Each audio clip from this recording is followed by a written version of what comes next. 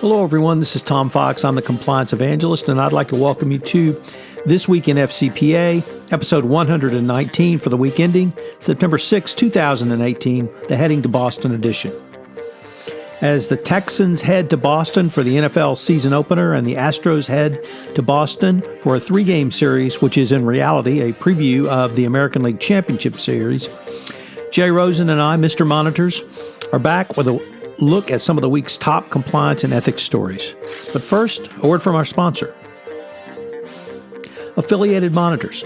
Founded in 2004, Affiliated Monitors provides professional, independent integrity monitoring and ethics and compliance assessments nationally and internationally and across almost all industries. With its knowledge of effective ethics and compliance programs and cultures, Affiliated Monitors is respected for its work as the corporate monitor on matters ranging from multinational corporations to small and mid-sized companies, and even individuals. Having served in over 700 monitorships, no one has more experience as an independent monitor than the team at Affiliated Monitors. For more information on how an independent integrity monitor can help improve your company's ethics and compliance program, visit our sponsor, Affiliated Monitors, at www.affiliatedmonitors.com. So what did we take a look at this week? Well, there was a Sanofi FCPA settlement, 2 large whistleblower awards from the SEC. We take a look at an article by Jonathan Marks on the whistleblower triage system and why you need one. 3 senior executives from Telia, including the former CEO, go on trial in Sweden for paying bribes in Uzbekistan. We talk about more thoughts and reactions on the Hoskins case. We look at the ING money laundering settlement with Dutch authorities for $900 million and the attendant anti-piling on declination by the Securities and Exchange Commission. The UK High Court restores the attorney-client privilege in internal investigations, always important in a corruption investigation. Matt Kelly joins us for a 3-pronged discussion of anonymous reporting based upon the New York Times op-ed piece, which came out earlier this week. We take a look at an article asking whether the Freedom of Information Act applies to FCPA and other monitorships. We end with a discussion of my upcoming compliance masterclass training, the Converge 2018 event in Denver in early October, and of course, a discussion about the Astros and the Red Sox. This is Tom Fox. I'm the Compliance Evangelist. This Week in FCPA is a part of the Compliance Podcast Network. Hello, everyone. Tom Fox, the Compliance Evangelist, back again for This Week in FCPA, Episode 119. For the week ending September 6, 2018, the Heading to Boston edition. As always, I'm joined. Bring it on. As, yes, well-known Homer, Mr. I don't know what you call Mr. Potato Head for Boston, but that's Jay Rosen, who masquerades as Mr. Monitor when he's not uber Homer, Red Sox, Patriots, Celtics fan. And this weekend, we have just a great Boston-Houston series. First of all, the Texans are heading up to go to extend their 0-for-9 in the Brady era record against the Patriots by going 0-for-10. We will note that the Patriots are 7-point favorites. 56 on the line. Jay, I'm going for the over. I'm thinking the Patriots are going to win big on this one. How are you feeling? I'm feeling good. We are a little bit thin at wide receiver, and some of our running backs are a bit nicked up, but I think we've made some progress on the defensive side of the ball, and if we can keep Watson contained, we should be okay. However, that's only a small part of the sports weekend as the Astros roll into Fenway looking to sweep the Boston Red Sox. I think this is a preview of the ALCS, Jay, but whether it is or isn't, I think it's going to be 3 great games of baseball. Hopefully fall will be in the air. It'll be a little bit cooler at night. It's the Major League game of the weekend on Sunday night on ESPN. So are you as a little more reticent about your Red Sox, or are you still feeling good? I'm feeling good. The one thing is it's important that you do not limp into the playoffs, and there's no doubt about the fact that they're making it, but there have been some blips in the starting rotation. some injuries, and we'll see if our first-year manager, Cora, is able to keep everyone healthy and get them to the playoffs without a disappointment like we had against Cleveland last year. So it was a lot. Was against Houston. Sorry, against Houston, but I don't think it was a disappointment. The Astros, it was their year, and they were firing on all cylinders. And that's what we got to see. That's why we're playing the games this weekend, right? Right. So it's going to be fun. Definitely going to be fun. We opened the NFL season last night with just an absolutely abysmal game. But Philadelphia did win. Jonathan Marks reported in from the stadium, a 1-hour rain delay. So congratulations to Philly and Super Bowl MVP Nick Foles for winning game 1. But, Jay, we had just a heck of a week in the FCPA compliance and ethics world. So maybe we ought to just jump right into this. Big settlement, too, to start the week. Sanofi, the French pharmaceutical giant, agreed to pay $25.2 million to resolve SEC allegations that its subsidiaries made bribery payments. The company generated funds for the illicit payments through fake expenses improperly recorded on the company's books and records. We should note that the Department of Justice had previously ended its years-long investigation into FCPA violations. So this is the classic books and records violation. And also a scheme was used by Sanofi's distributors in Kazakhstan as part of a kickback from which officials were paid to ensure that the company received tenders at public institutions. Kickbacks were tracked in an internal spreadsheet and coded as marzipans by the company. And I guess sometimes you should just remind people, if you're going to engage in bribery and corruption, do not document. Your thoughts, Jay? As Inspector Renault said to Rick, gambling in Casablanca? I'm shocked. Payoffs in the medical field? That could never happen. But two juicy quotes here from Charles Kane, head of the SEC. He said regarding bribery, in connection with pharmaceutical sales, bribery remains a significant problem despite numerous prior enforcement actions involving the industry and life sciences more generally. He cautioned that more work, quote, needs to be done to address the particular risks posed in the pharmaceutical industry. So this has been something that has been popping up over the last few years. We went from the scandal with travel vouchers and attending conferences. So this is something that global pharmaceutical companies still, unfortunately, are plagued with, because if they want to grow their sales outside the U.S., they, from time to time, seem to be dealing with people who may or may not have connections to the government. So not surprising. And I guess when you think about it, 25 million, it could be a lot worse, right? That it could. We linked in the show notes to reports from Dick Casson in the FCPA blog and Sam Rubenfield in the Wall Street Journal Risk and Compliance Journal. Next up, we had two very large SEC whistleblower awards. You want to tell us about that? Yeah, so we got this from our friend and fellow conspirator or cohort who will be joining us in a bit, Matt Kelly. He covered this in Radical Compliance. And the SEC doled out another huge whistleblower award on Thursday, this time splitting $54 million between two whistleblowers in a case that had some very special circumstances. The first recipient, claimant number one, received $39 million, the second largest award ever that the SEC has given.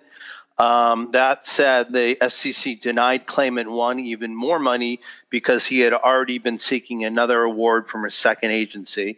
And claimant number two received $15 million, even though that person didn't approach the SEC with information until after another agency interviewed him first, another departure from the typical whistleblower practice. So this is, I guess this is the first course, but what is being considered now, or Matt talks about, that they are considering, the SEC is considering capping all awards at $30 million. And typically the awards run anywhere between 10 and 30% of whatever monetary settlement there was. So if 54 was given out, Matt in his handy dandy calculator had figured out that the sanction could range anywhere from $180 million to $540 million. So what's going to be at stake now is whether or not these awards can be capped at $30 million.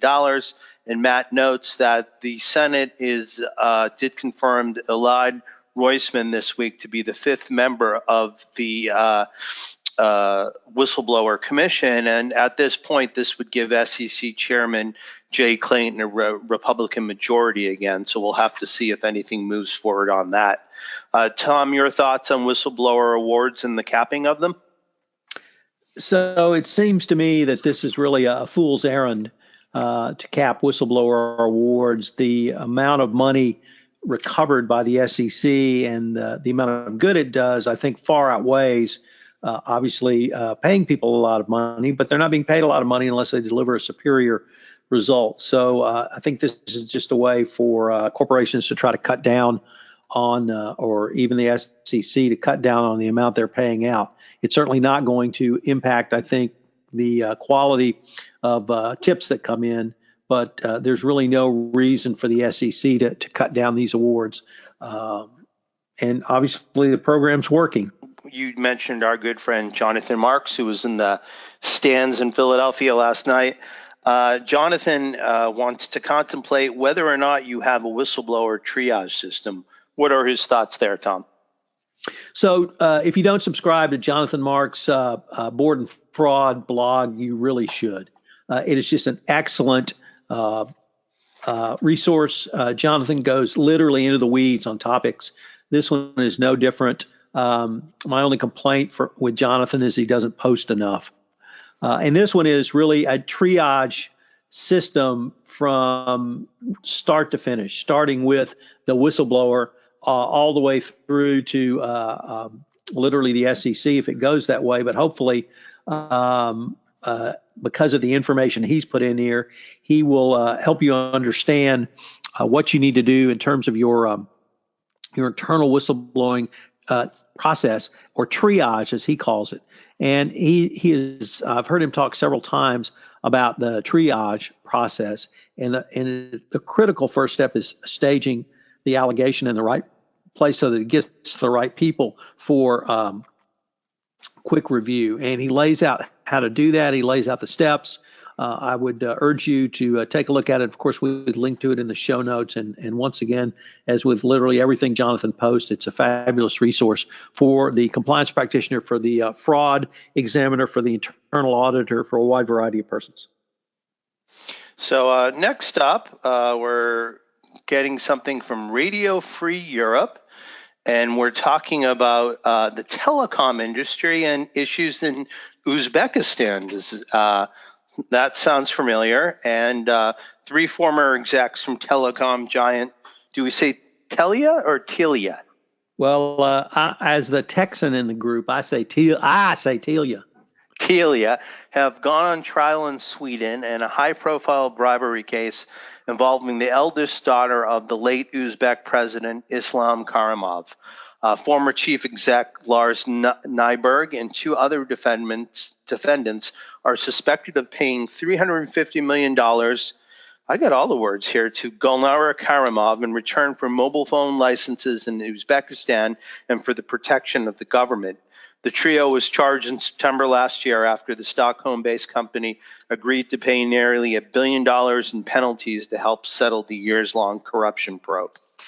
So basically, as we said before, they are not the only players to have issues in Uzbekistan. There was a huge settlement with Vimpelcom in February 2017 for $795 million. So we still are seeing corruption cases coming out of there, and probably expecting similar results with this one. So, Jay, I would just add that it's extraordinarily unusual when a former CEO goes under into trial, and that's what we have in this case. So it points up a couple of different things for me. One is that prosecutors literally across the globe are looking at the actions of senior management, and if you do engage in bribery and corruption, you could be subjecting yourself to literally to jail time. The second thing is that it's Sweden doing this prosecution, not the United States. These are Swedish citizens, and of course, I think that had something to do with it. But it also points to the really global international prosecution network that was, if not created, but certainly fostered by the Department of Justice and Securities and Exchange Commission. I'm sure there was a sharing of information here between the U.S. and Sweden, and having Sweden prosecute these individuals, I think, is a huge step forward in the global fight against corruption. So next up, we have a few articles that we're going to look at, and it's more reaction on the recent Hoskins matters. We've looked at an article by Matthew Stevenson in his excellent global anti-corruption blog. Also John Rush, who explores the decision and dipping through geometries. And then, as usual, we also, you're going to write about this on Monday with an interview with Laura Perkins, formerly of the DOJ. So, Tom, I'm going to ask you to put your lawyer hat on. What are some of the takeaways that you have from the recent United States versus Hoskins decision? So the consensus seems to be that although this is significant because the Court of Appeals made this decision, its impact will really be very minimal. It's a very small subset of cases that would fall under this because this is not companies, Jace, this is individuals.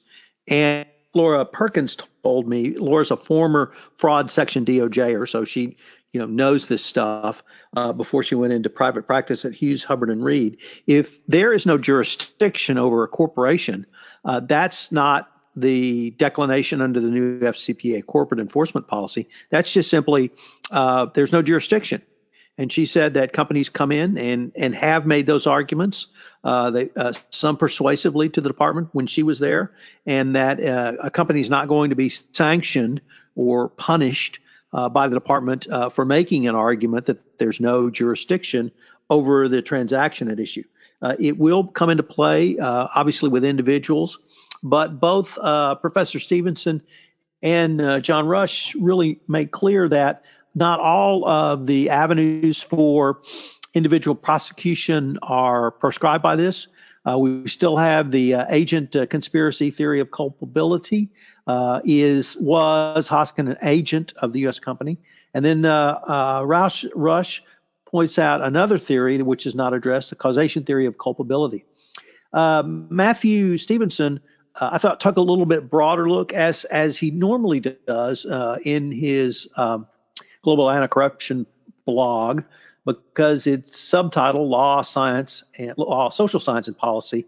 And really, on a policy basis, he talks about whether or not, or how this interplays with the Yates memo, how this interplays with people like Jesse Eisenberg and others who criticize the department for not prosecuting individuals when there's going to be corporate liability for actions, but perhaps not individual liability because there's no jurisdiction. And as we learned in the Telia matter, a company can still, the Department of Justice can still refer information out to prosecutors. So the Department of Justice could have sent information to prosecutors in either Paris, where I think Mr. Hoskins was domiciled, or in Indonesia, where he allegedly engaged in bribery and corruption. We should note that Alstom is under a deferred prosecution agreement for these matters. So there's still a variety of tools open to the Department of Justice, and Laura Perkins also made clear that there's a number of other statutes that have different jurisdictional underpinnings. So she pointed to money laundering as one way which Mr. Hoskins possibly could have been prosecuted, or others who violate the FCPA.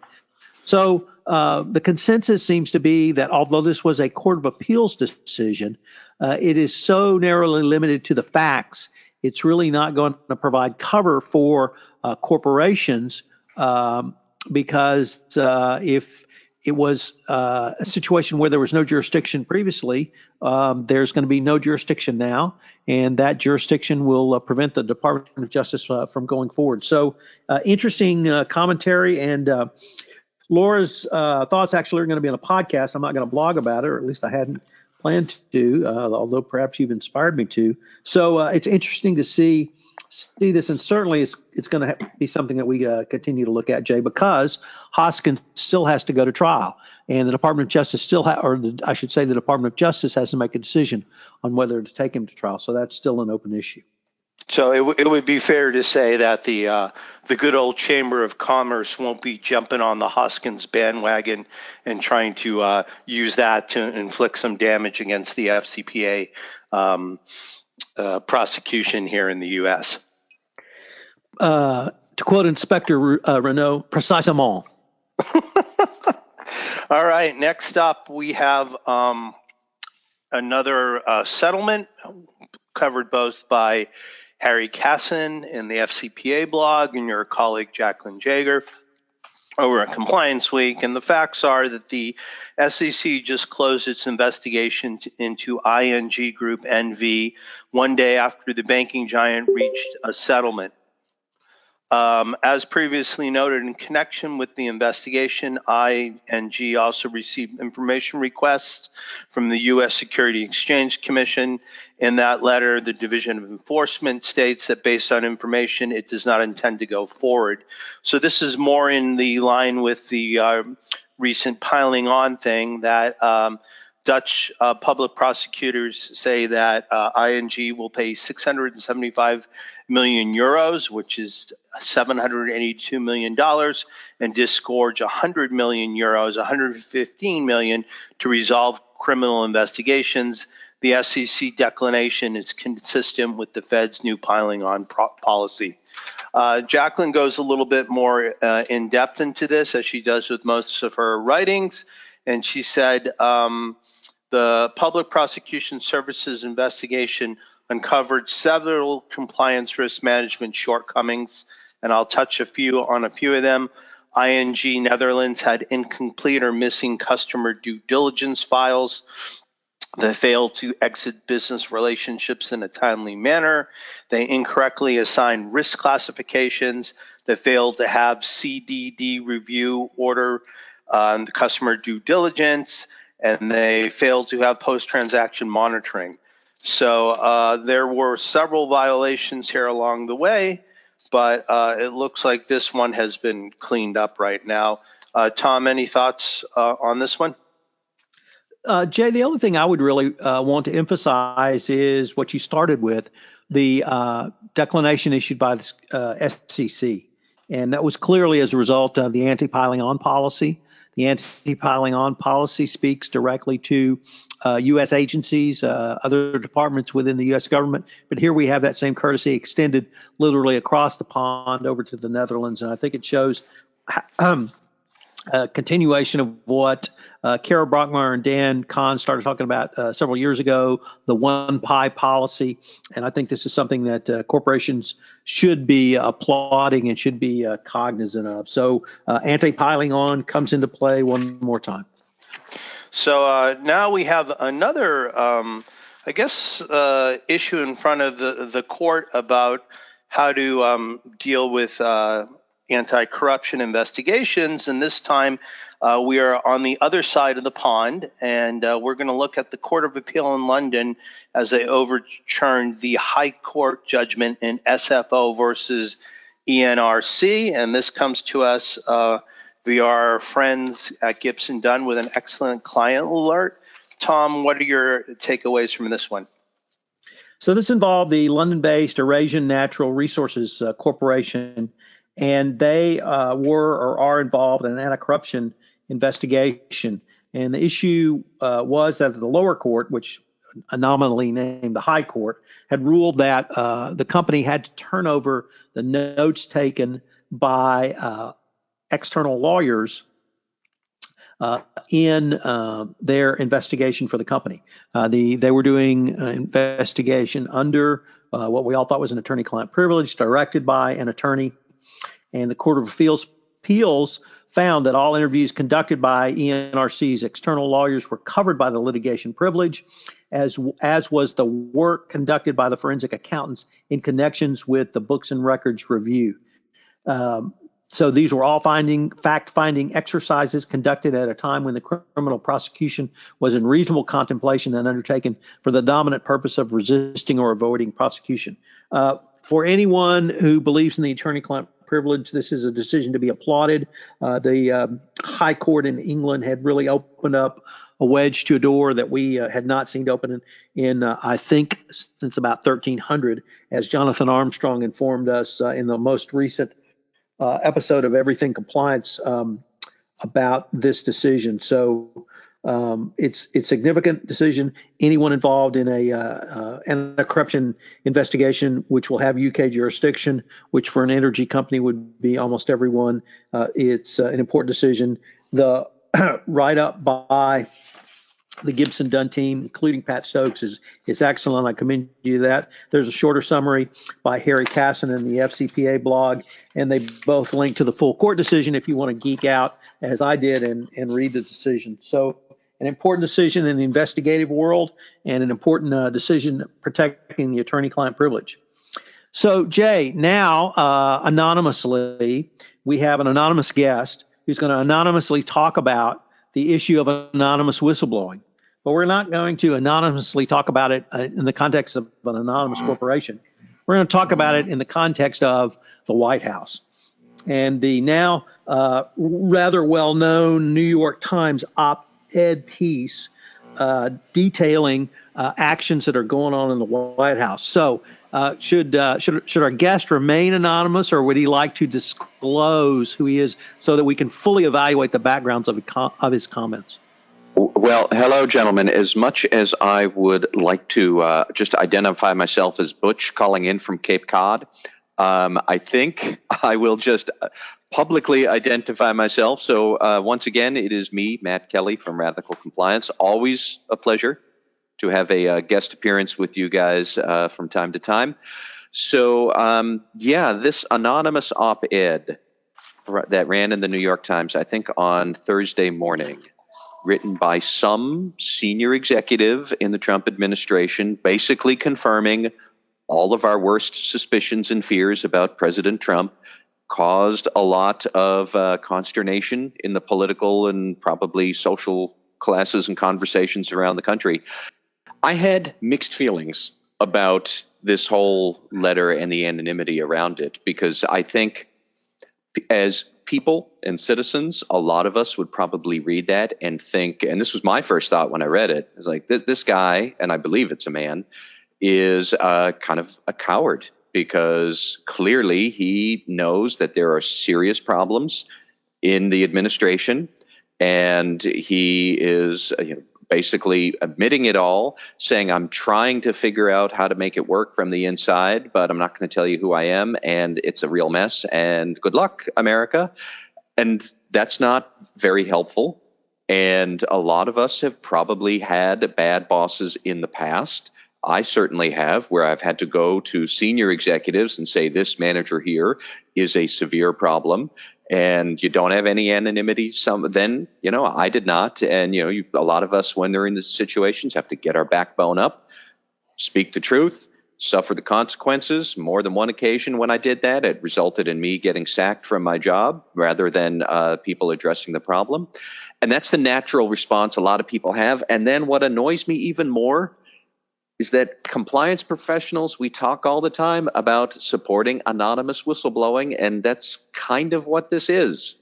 So we have to grit our teeth and thank this person, whoever he is, for his generous service in confirming for us that it's a train wreck in the White House, and then not really telling us anything more. So I think it's interesting that for compliance executives thinking about this, at what point is an executive in such a senior leadership position that there is this extra standard or duty where you really should put your name out there? And if you're an elected official, if you're a senior public official, this person is on the payroll of the taxpayers. His employer is not President Trump. His employer is the American people. At what point does that person have a duty to come forward from anonymity and tell his employer the manager you hired is a total train wreck, and kind of kick that out into the fairway so people can come to terms with it. And the last parting thought that I have is somebody described it, I think, spot on, is what this person is really doing is enabling the bad behavior of somebody who is just a complete mess. And anybody who maybe has had like an alcoholic in their family and they've seen enablers supporting them or other people in trouble, the best way to get them to solve their problems is to confront them or hit rock bottom and enabling them to function. That's not doing it. And that's what this anonymous person is doing, is enabling. And I thought that was a really good point that people were raising along those lines. So make no mistake, this anonymous report frustrates me to no end. But I think for compliance officers, we have to respect the fact that this is part of the anonymous whistleblowing we like to talk about. That's what this is. And we have to support this even when it stinks and then try and figure out what to do with it. So, Matt, I've been thinking about this a lot, and as I understand it, you're developing some of your ideas for a blog post. I'm very much looking forward to that. But I've really come down, at least preliminarily, on the following. The reasons that we ask for and, in fact, demand anonymity in the workplace are largely to prevent retaliation. Yep. At the time these were developed, anonymous whistleblower hotlines were developed. It was feared that companies would retaliate against those, and I think there was fear was based on a real pattern and practice within multiple industries.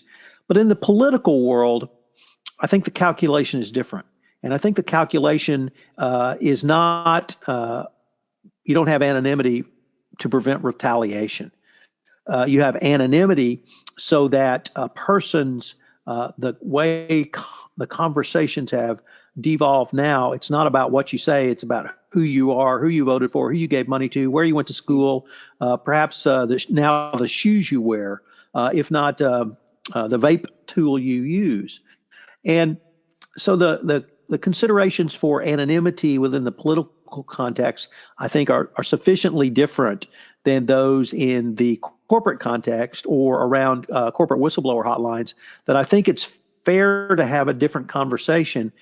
Or if I could spin it, you don't have to support this person's anonymity and still support the anonymity for an internal whistleblower hotline. So at least right now, I'm kind of on that tipping point that in the political realm, the need for anonymity is not the same as in the corporate world, and that while we support anonymity in the corporate world largely to prevent retaliation, in the political world, there are other considerations that are perhaps more important or greater that would move us beyond that. I think that's a very valid point to raise, and the political world operates based on a different set of values and ethical expectations than the corporate world. And on the other hand, whoever this person is, if they're a cabinet level secretary, like, really, are you going to be unemployed and jobless if you disclose this? I mean, I have no doubt the president would fire the person, but if you're a secretary of something or other, like, so what? You're going to be the powerlessness and victimization ability that you might see in the corporate realm. That's not there for this, whoever this person is. They're not going to experience that. So I think all of your points are very valid to raise. Talk about some of our upcoming events. So if you are interested at all in what I think is one of the top master classes in compliance, I'm going to be putting on a compliance master class in Boston on September 25 and 26. It's going to be hosted by Affiliated Monitors. I link to registration and information in the show notes. I hope you will join me there. We just have a few slots left. So if you're interested in a masterclass, there'll be CLE provided, CPE provided with attendance. I hope you will consider joining us. Also, I am speaking at Converge 18. It's an event in Denver from October 9 to 11. This has become truly one of the top compliance conferences around. So we link to information to it in the show notes, and I have been authorized to offer a discount of 50% to any listeners of this podcast who might want to attend. So I link to that or provide the discount code in the show notes as well. So finally, once again, we're in for a heck of a weekend on sports. I hope that you will watch some baseball, watch some football from my end of the spectrum. I hope you'll pull for the Astros. I know the Red Sox are going to need all the help they can. So for Jay Rosen, this is Tom Fox wishing you farewell to the FCPA week that was September 6, 2008, episode 119, the Heading to Boston's edition. Thank you, and I hope you'll join us again next week. Hello, everyone. This is Tom Fox again. I hope you enjoyed this episode of This Week in FCPA with our special guest, anonymous star Matt Kelly. If you have any questions, you can email me at tfox@tfoxlaw.com. You can email Jay at jrosen@affiliatedmonitors.com, and you can email Matt at mkelly@radicalcompliance.com. I hope you'll join us again next week when we revel in the Astros sweep of the Boston Red Sox and take up the week's top ethics and compliance stories. This Week in FCPA, sponsored by Affiliated Monitors, is a part of the Compliance Podcast Network.